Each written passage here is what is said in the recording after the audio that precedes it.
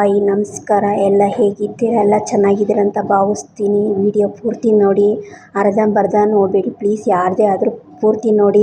ಹೊಸೊಬ್ರು ನೋಡ್ತಿದ್ರೆ please subscribe ಮಾಡ್ಕೊಳ್ಳಿ. Subscribe ಮಾಡ್ಕೊಂಡಿರೋರಿಗೆ ತುಂಬ ಧನ್ಯವಾದಗಳು.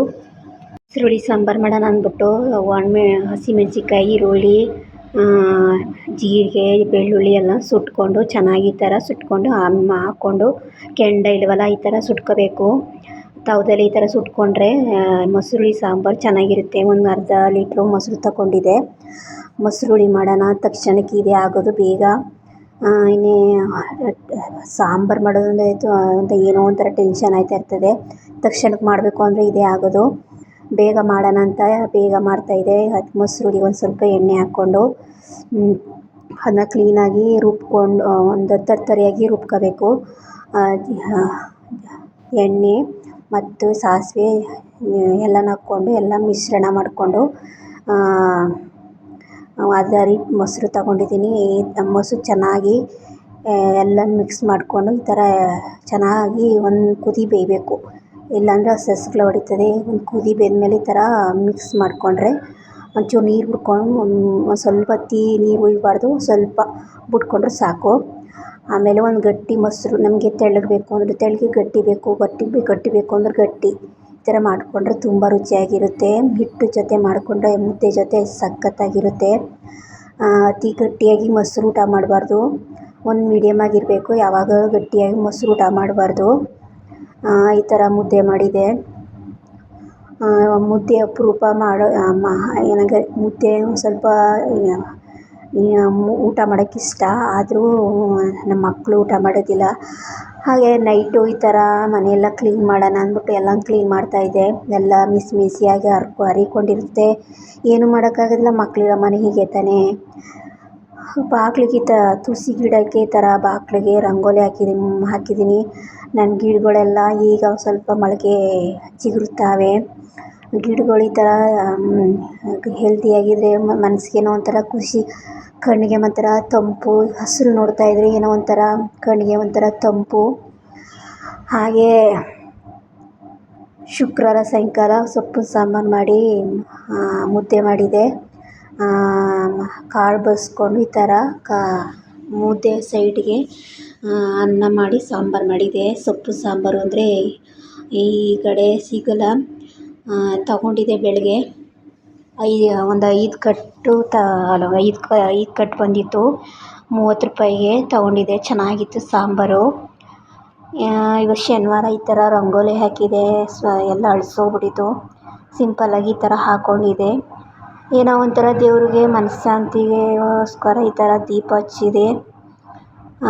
ಪೂಜೆ ಮಾಡಿ ಮನಸ್ಸಿಗೇನೋ ಒಂಥರ ಸಮಾಧಾನ. ಏನೇ ಮಾಡಿದ್ರು ಮನಸ್ಸಿಗೇನೋ ಮನಃಶಾಂತಿಗೋಸ್ಕರ ದೇವ್ರ ದೀಪನ ಹಚ್ಬೇಕು. ಮನಸ್ಸು ಸಮಾಧಾನ ಆಗುತ್ತೆ.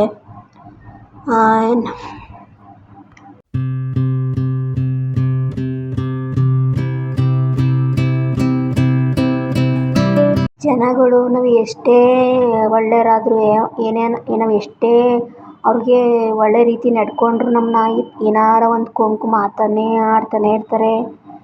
ಆದರೆ ಜನಗಳು ಒಬ್ಬರು ಒಳ್ಳೆಯವರು ಇರ್ತಾರೆ, ಜನಗಳು ಅರ್ಥ ಮಾಡ್ಕೊಳ್ಳೋರು ಇರ್ತಾರೆ, ಜನಗಳು ಅನ್ನೋರು ಇರ್ತಾರೆ. ಇದಕ್ಕೆಲ್ಲ ನಾವು ತಲೆ ಕೆಡಿಸ್ಕೊಳ್ಳೋಕ್ಕೆ ಹೋಗಬಾರ್ದು. ನಾವು ಸರಿಯಾಗಿದ್ದೀವ ಅಂತ ನಾವು ಮನಸ್ಸಿನಲ್ಲಿ ನಮ್ಮಲ್ಲಿದ್ದರೆ ಯಾವುದೂ ನಾವು ತಲೆನೇ ಕೆಡಿಸ್ಕೊಳ್ಳೋಕೆ ಹೋಗಬಾರ್ದು. ನಾವು ಮಾಡೋ ಕೆಲಸಗಳ ಶ್ರದ್ಧೆಯಿಂದ ಮಾಡ್ಕೊಂಡು ಹೋಗ್ತಾ ಇದ್ದರೆ ಯಾವುದು ಜನಗಳ ಮನಸ್ಸಿಗೆ ನಾವು ಯಾರು ನಮ್ಮನ್ನ ಚುಚ್ಚಿ ಮಾತಾಡ್ತಾ ಇರ್ತಾರೋ ಅಂಥವರಿಂದ ದೂರ ಇರೋದೇ ಒಳ್ಳೆಯದು. ಏಕೆಂದರೆ ಅವ್ರು ನಮಗೆ ಮನಸ್ಸಿಗೆ ನೋವು ಮಾಡಬೇಕು ಅಂತಲೇ ಇರ್ತಾರೆ. ಅಂಥವರಿಂದ ನಾವು ದೂರ ಇರೋದೇ ಒಳ್ಳೆಯದು. ಅವರಿಂದ ಮನಸ್ತಾಪ, ಬೇಜಾರು, ಅವಮಾನ ಅನುಭವಿಸೋದ್ಕಿಂತ ಅವರಿಂದ ದೂರ ಇರೋದೇ ಒಳ್ಳೆಯದು ಅಂತ ಹೇಳೋಕ್ಕೆ ಇಷ್ಟಪಡ್ತೀನಿ. ನನಗೂ ಇದೇ ಥರ ಅವಮಾನ, ಬೇಜಾರು, ಮನಸ್ಸಿಗೆ ಏನೋ ಒಂಥರ ಗಲಿಬಿಲಿ ಥರ ಯೋಚನೆಗಳಿಂದ ಹೊರಬರೋಕ್ಕೆ ತುಂಬ ಪ್ರಯತ್ನ ಪಟ್ಟಿದ್ದೀನಿ.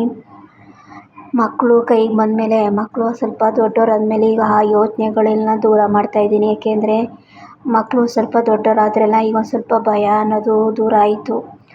ಏನಾರ ಅಂದ್ಬಿಟ್ಟಿದ್ರೆ ಒಂದು ಸ್ವಲ್ಪ ಏನಾರ ಅಂದ್ಬಿಟ್ರೆ ಭಯ ಪಡ್ತಿದ್ದೆ, ಹೆದರ್ಕೋತಿದ್ದೆ.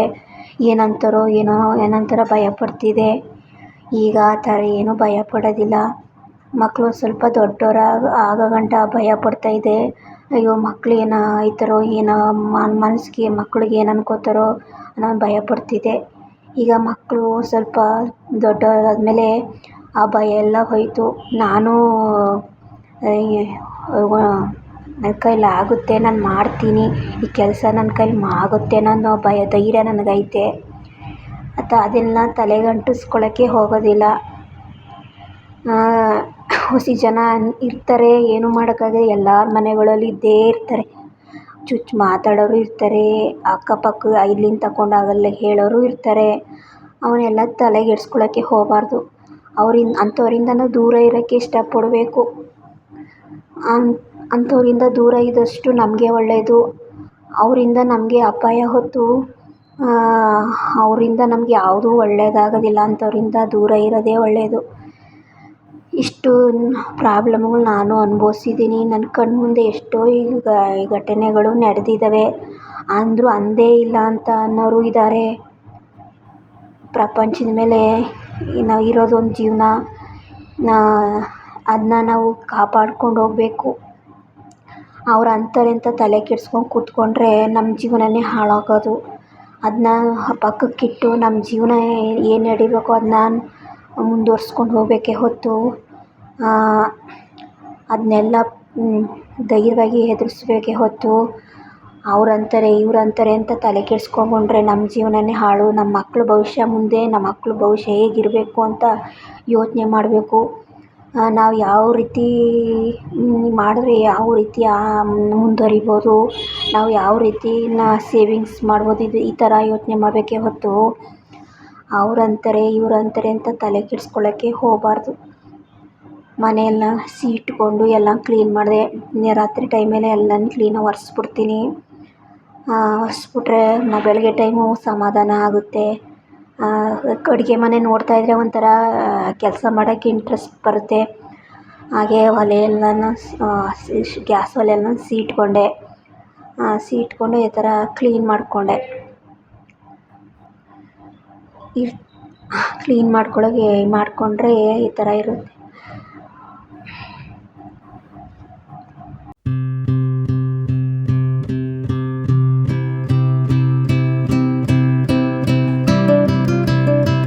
ನಾವು ರೈತರು ಎಲ್ಲ ಕೆಲಸಗಳು ಇದ್ದೇ ಇರುತ್ತೆ. ಬೆಳಗ್ಗೆ ತಿಂಡಿ ಮಾಡೋದು, ಅಡುಗೆ ಮಾಡೋದು, ಮಕ್ಕಳು ರೆಡಿ ಮಾಡಿ ಕಳಿಸೋದು, ಇನ್ನು ರಾತ್ರಿ ಟೈಮಲ್ಲಿ ಮಾಡ್ಕೊಬಿಟ್ರೆ ಬೆಳಗ್ಗೆ ಟೈಮಲ್ಲಿ ಮಾಡೋಕ್ಕೆ ಈಜಿ ಆಗಿಬಿಡ್ತದೆ ಅಲ್ವಾ. ಅದಕ್ಕೆ ರಾತ್ರಿ ಟೈಮಲ್ಲಿ ಪಾತ್ರೆ ತೊಳೆದ್ಬಿಟ್ಟು ಎಲ್ಲ ಕಸ ಎಲ್ಲ ಗುಡಿಸ್ಬಿಟ್ಟು ನೀಟಾಗಿ ಸೆಲ್ಫ್ ಮೇಲೆಲ್ಲ ಒರೆಸ್ಕೊಬಿಟ್ರೆ ಎಲ್ಲ ಕ್ಲೀನ್ ಮಾಡ್ಕೊಬಿಟ್ರೆ ಚೆನ್ನಾಗಿರುತ್ತೆ. ಇಲ್ಲಾಂದರೆ ಜಿರಳೆಗಳು ಜಾಸ್ತಿ ಆಗಿಬಿಡುತ್ತೆ. ಪಾತ್ರೆ ಎಲ್ಲ ಆಗಾಗಲೇ ತೊಳ್ಕೊಬಿಡ್ಬೇಕು. ಒಂದು ಎರಡು ಇದ್ದಾಗಲೇ ತೊಳ್ಕೊಬಿಡ್ಬೇಕು. ನಾನು ಎಮರ್ಜೆನ್ಸಿ ಅಂದಾಗ ಏನೋ ಹುಷಾರಿಲ್ಲದೆ ಇದ್ದಾಗ ಮಾತ್ರ ಪಾತ್ರೆ ತೊಳೆದು ಒಂದು ಟಬ್ಗೆ ಹಾಕ್ಬಿಟ್ಟು ಚೆನ್ನಾಗಿ ಕ್ಲೀನ್ ಮಾಡಿಬಿಟ್ಟು ಟಬ್ಗೆ ಹಾಕ್ಬಿಟ್ಬಿಡ್ತೀನಿ. ಇಲ್ಲಿ ಎಂಡ್ ಮಾಡ್ತಾಯಿದ್ದೀನಿ. ಎಲ್ಲರಿಗೂ ಥ್ಯಾಂಕ್ ಯು.